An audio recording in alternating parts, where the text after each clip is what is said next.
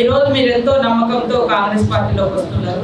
మీ నమ్మకాన్ని బొమ్మ చేయకుండా రాబోయేటువంటి పార్లమెంట్ ఎన్నికల తర్వాత మరి జరగబోయేటువంటి స్థానిక సంస్థల ఎన్నికలు, ఆ రిజర్వేషన్లు వాటి ప్రకారం ప్రజలలో మీకు ఉండేటువంటి పలుకుబడిని పరిగణలోకి తీసుకొని రేపు జరిగేటువంటి ఎన్నికలలో మీరు ఇచ్చేటువంటి పని, బూతులలో వచ్చేటువంటి మెజారిటీ మీ నాయకత్వంలో పెంచుకోండి.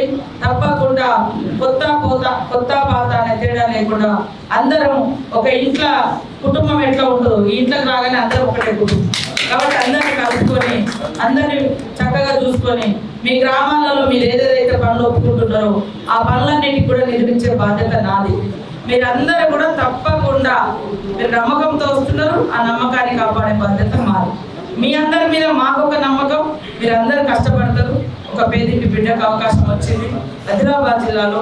ఇక్కడ నిలబడ్డది అతను సుగుణ కాదు, రాహుల్ గాంధీ అనుకొని ఆయన కోసం ఒకసారి అదేవిధంగా ఇక్కడ నిలబడ్డది రేవంత్ రెడ్డి నమ్మకం ఆయనకి. ఎందుకంటే ఈ జిల్లా అంటే కూడా అపారమైనటువంటి గౌరవం.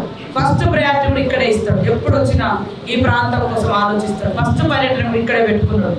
ఆదిలాబాద్కి వచ్చిన తర్వాతనే కొడంగల్ వేడు, వేరే కాడికి ఎక్కడికి పోలేదు. కాబట్టి మీరందరూ కూడా దయచేసి ఈరోజు వస్తున్నందుకు పేరు పేరున నమస్కారాలు, స్వాగతం. మనస్ఫూర్తిగా కాంగ్రెస్లోకి సుస్వాగతం.